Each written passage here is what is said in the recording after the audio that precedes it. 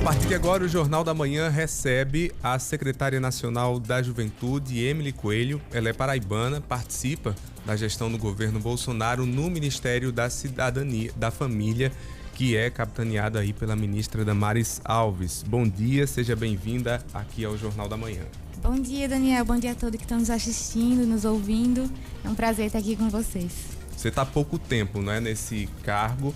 O que é que você já tem visto da situação da juventude aqui no país nesse momento, principalmente no momento de pandemia? Bem, Daniel, eu estou há aproximadamente 5 meses no cargo, representando 47,2 milhões de brasileiros, né, que são a população jovem do Brasil. E durante a pandemia a gente teve uma piora substancial, não só no desemprego, mas nas questões de saúde mental. A gente fez uma pesquisa em parceria com o Conselho Nacional da Juventude, chamada Juventudes e a Pandemia.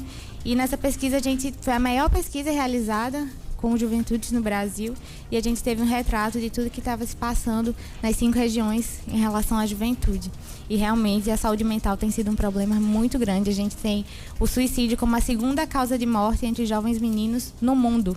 Então, a gente tem dado uma atenção muito especial. Eu falo que a questão de saúde mental e de prevenção, automutilação e suicídio não pode ser algo que é só falado no Setembro Amarelo, que é o mês de referência, mas tem que ser uma política pública que é perpassada em todos os meses. Tem que ser algo reiterado todos os meses, porque a cada 40 segundos uma pessoa tenta se suicidar no mundo. Então, é muito importante dar atenção a isso. A gente tem esse número alto de pessoas tentando suicídio, mas efetivamente, de que forma que a Secretaria pensa nesse combate? Nós temos trabalhado junto ao Ministério da Saúde com a conscientização, porque a questão do suicídio, ela vai muito do debate, do diálogo, de conversar, de aquela coisa, não é frescura, gente. Pessoas que querem se suicidar estão aí a todo momento dando sinais, e a melhor forma de combater o suicídio, que é totalmente combatível, é algo que é evitável, né? É com o diálogo e conversando mesmo, falando com os profissionais, desmistificando as questões de doenças mentais mesmo, doenças psicossociais, e a gente vem trabalhando junto ao Ministério da Saúde nesse sentido. Emily, em relação ainda a essa situação, existe uma diferença aqui na região Nordeste para outras regiões nesse quadro que vocês constataram, ou particularmente o Brasil vive uma situação desse jeito realmente? O Brasil vive uma situação muito parecida, mas a gente tem na região Nordeste a questão de jovens do interior, principalmente na parte rural, que sofrem muito com as questões de suicídio, por acharem que não há oportunidades e olharem para o futuro com uma certa desesperança. E a gente tem trabalhado muito através de um programa que eu vou falar um pouco à frente, que é o Programa Horizontes, que ele vai... O nome do programa ele já foi dado no sentido de dar um horizonte para o jovem, para que o jovem olhe para o futuro com esperança e com perspectiva. Ele é voltado para capacitação e empreendedorismo, e a gente tem um olhar muito sensível para o jovem do meio rural, né? O jovem, a gente vem falando que a gente quer jovens empreendedores rurais no Brasil inteiro e no Nordeste especificamente, né? Com esse olhar para o interior. Nesses dias você passou por algumas cidades aqui da Paraíba, né? Quais foram? Nossa. O que é que você conseguiu sentir em relação a esse tema e também a outras necessidades que foram apontadas? Foi muito engraçado, porque eu vim pra cá de recesso, né? Eu vim passar a semana do Ano Novo. E aí eu vim com o Caio, eu conheci Caio algumas semanas atrás e disse: Caio, eu tô indo pra Paraíba. Vamos começar a articulação e mobilização com os gestores municipais que vão estar assumindo agora, né? Os prefeitos eleitos, vereadores e gestores que vão estar assumindo. E a gente fez uma peregrinação. Só sábado a gente rodou mais de 1.000 quilômetros no interior, né? Então, assim, foi muito cansativo, mas foi muito gratificante. A gente foi em Princesa Isabel, Aparecida, passou por algumas outras cidades. Sábado passado a gente foi em outras cidades, fomos em Monteiro, Umbuzeiro. Então, eu realmente saí conhecendo o interior, o Cariri, o sertão da Paraíba, que eu conhecia poucas cidades, e eu acho que a maioria dos gestores da Paraíba eu consegui conversar nesses dias, e é muito importante sensibilizá-los quanto às políticas públicas de juventude. Você esteve no interior da Paraíba, fez essa viagem de mais de 1.000 quilômetros. O que você sentiu? Como é que você viu a situação dos nossos jovens aqui no estado, aqui na Paraíba? Eu senti algo que eu já percebia, que é justamente, principalmente assim, eu já ouvia de jovens e de gestores que o jovem, principalmente o jovem do interior, ele migra para a capital por não encontrar oportunidades nas suas cidades. E eu vim conversando com gestores no sentido de criar programas, criar projetos que fomentem o empreendedorismo e as vagas de emprego para os jovens no interior, para que ele entenda que ele tem perspectiva e que ele tem possibilidades onde ele está. Até porque, com essa migração, eu conversando com gestores, que eles perdem o fundo de participação municipal. Então, não é interessante que haja essa migração exacerbada do interior para a capital. Não que eu esteja proibindo as pessoas, não. Se o jovem quiser ir para a capital, vá. Mas que ele entenda que os vínculos que ele tem na sua cidade, que eles podem ser fortalecidos, que eles podem ser fomentados e que ali ele vai conseguir florescer mesmo, no lugar onde ele nasceu. Me fala sobre esse programa que você já falou um pouco, que pode ajudar nessa situação que você trouxe aqui, o Horizontes, né? Como é que ele funciona? Como é que as pessoas podem ter acesso? Claro. O programa Horizontes, ele foi lançado em outubro, por meio de uma portaria. Assim que eu assumi a secretaria, eu fiz uma avaliação mesmo de todos os programas e projetos que existiam e vi que a maioria deles, de certa forma, lidavam com a questão da inclusão produtiva do jovem. E eu pensei, por que a gente não faz um grande programa mesmo, não é apenas um projeto, é um grande programa voltado para a inclusão produtiva e capacitação do jovem. Porque eu escuto muito, e nas andanças aqui pelo interior eu vi muito, falta capacitação, a gente não consegue capacitação, não consegue cursos, é tudo muito difícil, o acesso é muito difícil. E aí a gente lançou o programa Horizontes, até porque eu acredito muito no empreendedorismo como uma forma de inclusão produtiva dos jovens, porque a gente sabe que os programas e políticas públicas de transferência direta de renda, eles são muito necessários em momentos emergenciais, tal como aconteceu agora com o auxílio emergencial, que foi fornecido pelo Ministério da Cidadania do Governo Federal. Mas eles não sustentam, tanto é que o auxílio emergencial já está aí caminhando para a sua última parcela. Então, as políticas públicas de inclusão produtiva, elas são a forma realmente de tirar o jovem de uma situação de vulnerabilidade e de garantir que esse jovem vá ter dignidade. Então, o Horizonte ele é voltado para isso, para a capacitação do jovem, principalmente para soft skills, fomentando o nanoempreendedorismo e o microempreendedorismo, que acontece muito entre os jovens. Eu não sei se vocês perceberam, mas eu sempre dou esse exemplo, que durante a pandemia, no meu Instagram, eu vi muitos jovens que pegaram o auxílio emergencial e começaram e reinvestiram, não gastaram dinheiro, pegaram esse dinheiro e começaram seu pequeno negócio. Eu sempre dou o exemplo dos bolos decorados e dos cupcakes e dos bolos de pote, porque virou uma febre. No meu feed era o que mais aparecia e muitas meninas agora são empreendedoras, muitos jovens agora são empreendedores nesse nicho, né? Viram uma oportunidade e agora estão aí empreendendo e já são agora muitas vezes a fonte de renda da família. Então isso é muito lindo, eu vejo com um olhar muito promissor esse programa, e o jovem ele é empreendedor por natureza, ele gosta de fazer as coisas, e também junto com o programa Horizonte a gente quer capacitá-lo para o uso de mídias digitais, para que ele use isso não apenas para ficar olhando fotos, mas que ele use isso como uma ferramenta para conseguir renda, para conseguir se promover e promover o seu negócio.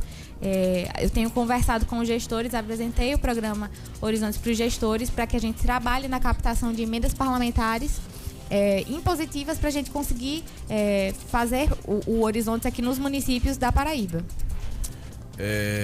Nem todo candidato a um trabalho ou nem todo jovem que busca o empreendedorismo tem essa preparação, essa capacitação. Mas a gente tem algumas regiões na Paraíba que já tem uma tradição voltada para um mercado, né? O Horizontes prevê isso também? Há um estudo sobre a região e quais as necessidades daquela região para que o jovem possa se inserir naquele mercado e até mesmo para melhorar e evoluir esse mercado, porque o jovem ele traz capacidades como criatividade, inovação, coisas que muitas vezes há setores da economia que precisam e que não têm, não desenvolvem. E que por não permitir muitas vezes que o jovem entre nesse setor, não consegue ter um crescimento produtivo. Como é que você vê isso e existe esse enfoque dentro do programa? Claro, a gente trabalha muito em construção com o gestor municipal. É o que eu tenho falado, não adianta eu criar um programa e fazer uma coisa hermeticamente fechada e querer impor para que todos os que forem executar façam o programa do jeito que eu quero. O Horizonte não é feito dessa forma. Tanto é que os pilotos a gente fez com organizações da sociedade civil que enviaram os projetos e a gente selecionou os melhores projetos, porque já vem sendo feito a questão da capacitação para o empreendedorismo, já vem sendo feita muito, muito bem pelo terceiro setor.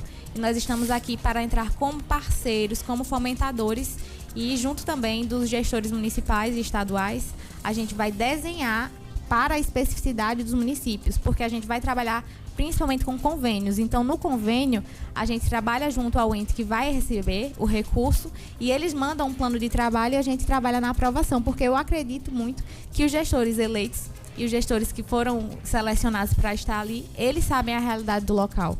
Então, como o Brasil tem 5 regiões muito específicas, não adianta eu querer fazer algo e achar que vai dar certo em todos os lugares, porque a realidade do Sul e a realidade do Norte é totalmente diferente. Então, esse incentivo certamente é uma forma de combate à violência.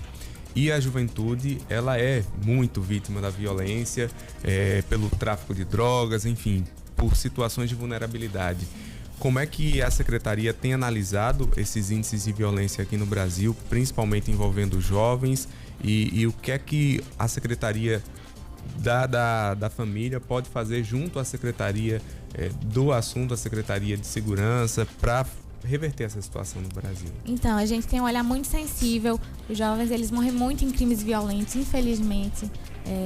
Principalmente os homens, né? Os jovens homens, eles se envolvem muito nesses crimes violentos e têm uma mortalidade altíssima. A Secretaria vai trabalhar junto com o Ministério da Justiça e Segurança Pública, né, num plano nacional mesmo, voltado para a prevenção de mortes violentas e principalmente junto com a Secretaria da Família, da secretária Ângela Gandra, no fortalecimento dos vínculos familiares, porque eu acredito que famílias fortalecidas são sociedades fortalecidas. Então, quando a gente fortalece esses vínculos familiares, a gente diminui índices de suicídio, diminui índices de mortes violentas. Então, a gente vai estar trabalhando muito nesse ano de 2021 nesse sentido. Isso passa pela redução da maioridade penal, porque eu vi aqui que a sua secretaria se manifestou favoravelmente à aprovação de uma PEC que prevê a redução da maioridade penal de 18 para 14 anos. Isso ajudaria o combate à violência, porque é um tema bastante polêmico, né? É bastante polêmico esse tema, especialmente porque muitas pessoas entendem que reduzir a maioridade penal vai diminuir a criminalidade, mas o objetivo de redução de maioridade penal não é da pena em geral. Quando você vai estudar o direito penal e os criminalistas clássicos, eles entendem que o objetivo da pena não é diminuir a criminalidade. O objetivo da pena é diminuir a sensação de impunidade social. Porque o que é que acontece? Quando você pune um criminoso, a sociedade se sente protegida pelo Estado, né? Então, o objetivo de diminuição ou de aumento de pena nesse sentido não é diminuir a criminalidade no sentido geral. Ainda eu queria pontuar que, especificamente no sentido dessa PEC, ela foi voltada para crimes hediondos. Então, não é para todo tipo de crime. É para estupro, assassinato, crimes hediondos. Porque realmente há uma sensação social de impunidade. A ministra Damares já deu algum parecer em relação a esse posicionamento? Não há posicionamento oficial do Ministério. Esse é o posicionamento apenas de uma das unidades. Da Secretaria, no caso. Essa sensação de impunidade a gente vê todos os dias quando a gente assiste um jornal, quando a gente abre um portal de notícias e a gente vê crime em cima de crime, em cima de crime, em cima de crime. Ajudar o jovem a sair desse mundo de criminalidade por meio da educação é um caminho. De que forma que a Secretaria da Juventude está trabalhando com o Ministério da Educação para buscar novos caminhos justamente para isso? Eu tenho trabalhado junto com o secretário Carlos Nadalim, que é o secretário de alfabetização. Eu li uma notícia, antes de assumir a secretaria ainda, que eu fiquei muito triste. Aqui na Paraíba a gente tem um dos índices mais altos de analfabetismo do Brasil. Eu fiquei muito triste ao ler esse dado. E principalmente nos jovens, né? Tem muitos jovens que são analfabetos, não apenas analfabetos, mas analfabetos funcionais. Eu tenho entrado vamos fazer um acordo de cooperação técnica com a Secretaria de Alfabetização para que a gente tenha jovens que façam os cursos que estão fornecidos gratuitamente online do Conta Pra Mim. E meu objetivo é que tenhamos jovens contadores de histórias para que os jovens sejam os alfabetizadores dos mais novos, né? Então, a gente vai trabalhar muito para que tenhamos jovens que não apenas leiam, mas compreendam o que eles leem, porque é assim que eles vão alcançar a dignidade, que vão conseguir tomar as suas decisões acertadas. O Carlos Roberto, ele é do bairro da Torre e ouvinte aqui da Jovem Pan, pergunta qual o posicionamento da secretaria em relação ao aborto, que é um tema recorrente para a faixa da juventude. Qual o seu posicionamento em relação a esse assunto? Não só a secretaria, como o governo todo é pró-vida e é vida desde a concepção. Eu fiquei muito triste com o posicionamento do governo argentino, né, de permitir o assassinato de bebês até 14 semanas, porque para mim, desde a concepção, há vida. E interromper, por qualquer motivo que seja, a vida para mim, a minha opinião pessoal é que é assassinato, porque é uma vida.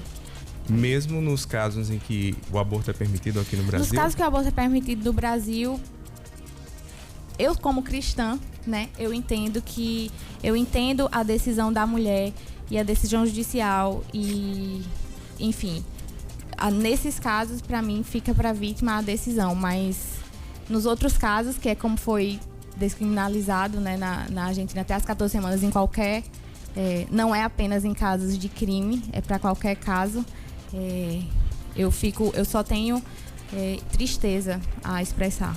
A gente tem uma preocupação no Brasil por conta de clínicas que realizam esses abortos de forma ilegal e acabam oferecendo risco para as mulheres e oferecendo risco para os bebês. Com esse risco exposto, porque o aborto vai acontecer. Essa moça que não tem condições de ter a criança, acha que não tem condições de ter a criança, ela vai realizar esse aborto, seja legal ou ilegalmente.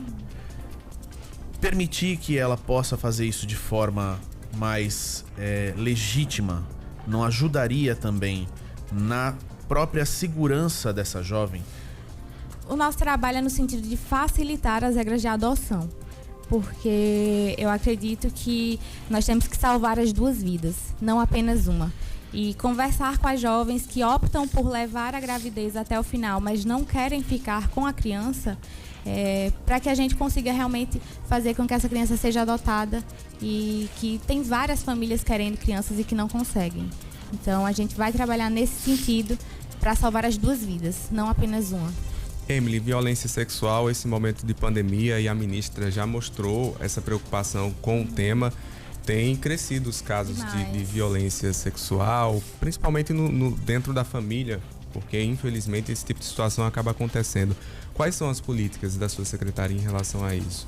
As questões da violência sexual têm ficado mais na Secretaria Nacional de Políticas para as Mulheres, com a secretária Cristiane Brito. Ela tem trabalhado diuturnamente, principalmente com as questões de feminicídio, que estão em números altíssimos, na Paraíba principalmente, né? É uma questão muito problemática do número, principalmente na pandemia a gente teve casos assim, agora no Natal eu vi vários casos, eu fiquei muito triste, que é uma época de festa e de haver feminicídios, mortes dos homens matando mulheres na frente dos filhos, né? Foi um problema muito grave. Então, a Secretaria Nacional de Política para as Mulheres tem trabalhado muito com sensibilização, com a construção de casas das mulheres brasileiras, que é justamente para acolher essas mulheres que estão em situação de violência e vulnerabilidade. Me fala um pouco sobre esse trabalho, como é que está sendo, você aqui da Paraíba, como é que se deu primeiro a chegada até Brasília para assumir essa importante missão, Emily? Então, eu fui ainda no comecinho do governo, em janeiro de 2019, eu fui a convite do secretário Sérgio Queiroz, que é paraibano também. Ele me levou para ser assessora lá na Secretaria Nacional de Proteção Global, no Ministério da Mulher, Família e Direitos Humanos, e não poderia dar outra resposta. Quando ele me convidou, fui de pronto. Passei lá 1 ano e 4 meses, mais ou menos, e fui convidada com ele, né? Ele foi convidado pelo ministro Onyx Lorenzoni para ir para o Ministério da Cidadania e me levou junto com ele. Então eu participei muito das questões do auxílio emergencial, porque logo no comecinho que a gente foi para lá, então foi uma loucura nos primeiros meses no Ministério da Cidadania. E enquanto estava lá, a ministra me fez o convite para retornar ao Ministério dos Direitos Humanos, dessa vez como secretária nacional da Juventude. E eu me senti muito honrada desse convite da ministra Damares, dela confiar no meu trabalho. Foi uma escolha técnica. Então, eu me sinto muito honrada e eu tomo isso como uma missão mesmo, sabe? De estar lá e fazer com que as políticas públicas cheguem para os jovens que mais precisam.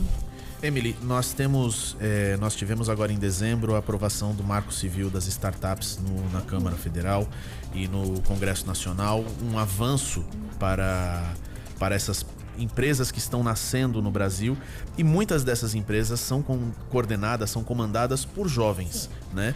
A gente tem também um projeto dentro da Secretaria, que é o Espaço 4.0, que é levar a tecnologia para as cidades e descentralizar também essa criação de tecnologia, essa perspectiva de novos tipos de emprego, novos tipos de trabalho para o jovem, não só nas capitais, não só nas grandes cidades como Campina Grande, por exemplo, que é um foco de tecnologia muito forte no Nordeste, mas também levar para outros lugares. Como é que a Secretaria está trabalhando junto das prefeituras? Como é que você vê esse avanço da questão do Marco Civil das Startups? Então, nessas viagens que eu fiz semana passada, eu pude apresentar o Espaço 4.0 para os gestores municipais. Muitos não conheciam o projeto, então eu estou tendo realmente esse trabalho de apresentar o Espaço 4.0 para eles. E trabalhei dizendo, eu quero um Espaço 4.0 em cada município da Paraíba. Eu quero que a gente trabalhe para trazer essas salas com tecnologia, porque muitos jovens, o único acesso que tem à internet é através do smartphone. E para assistir aulas pelo smartphone apenas é muito complicado. Então, a gente vai trabalhar para levar o Espaço 4.0 para todos os municípios. Eu já conversei com os gestores que me ajudem aí para conversar com os parlamentares, para a gente ter esse diálogo e conseguir trazer realmente a tecnologia para o jovem, para que ele possa acessar, para fazer cursos e até para se reunir nesses espaços, porque muitas cidades pequenas não tem nenhum espaço para que o jovem se reúna, né? Não tem uma quadra, não tem uma praça assim com uma sala. Então, esses espaços vão ser espaços de vivência também para os jovens. 2 assuntos em um. A participação feminina na política. Aqui em João Pessoa, nós temos hoje apenas uma mulher vereadora, ela é conservadora inclusive, e a participação dos jovens também. A gente não tem essa tradição da participação da juventude. Isso tem mudado aos poucos. Mas você tem essa pretensão política, por exemplo, de se candidatar? Como é que você vê a participação dos jovens e das mulheres na política?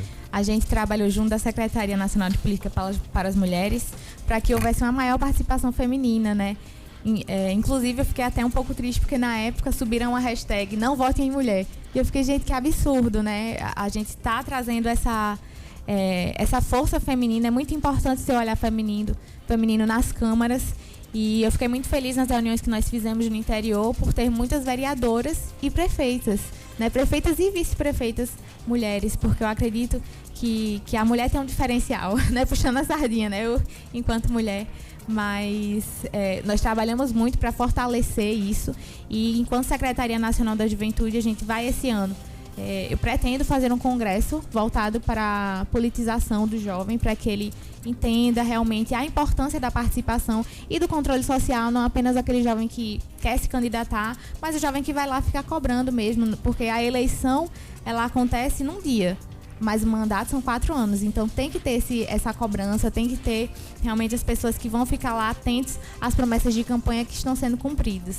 E quanto a pretensões políticas, eu não tenho. Eu sou técnica, eu gosto de trabalhar do jeito que eu trabalho, com políticas públicas mesmo, do lado de cá. Entendi. A participação jovem sempre foi muito ativa na política, mas a gente não vê tantos eleitos, né, jovens. E aí é onde está o grande problema, inclusive da presença feminina justamente nos espaços, né? Rejuvenescer esses espaços da Câmara, da Assembleia Legislativa, da própria Câmara Federal é importante justamente para trazer essa nova voz que a gente vê. A gente vê muitos deputados hoje, por exemplo, que são jovens e que têm um certo destaque justamente por terem formas de pensar diferentes da mentalidade mais tradicional dentro da política. Isso se reflete nos projetos que acabam refletindo no trabalho de vocês.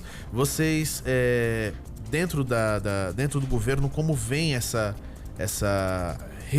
rejuvenescimento necessário? É necessário? Não é necessário? Vocês acham que precisa disso? Porque a gente está lidando com um governo conservador, que é o governo do presidente Jair Bolsonaro.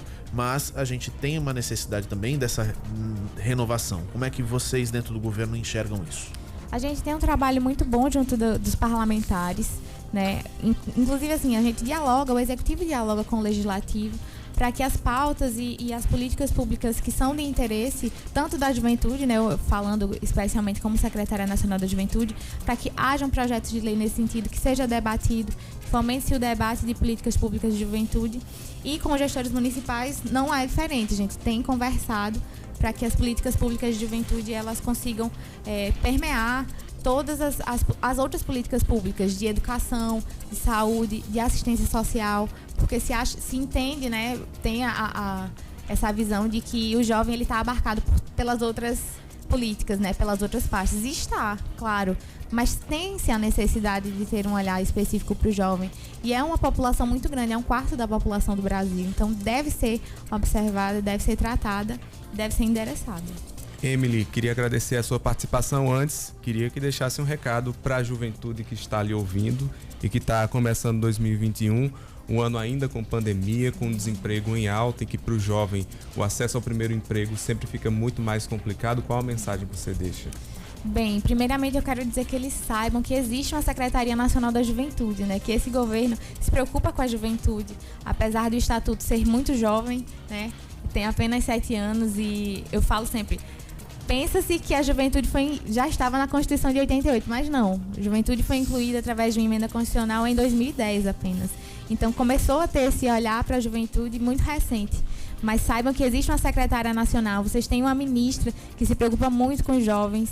Então, olhem para mim, me busquem, falem comigo, conversem comigo, eu sou muito aberta. Eu quero muito conhecer as realidades e os problemas enfrentados pelos jovens.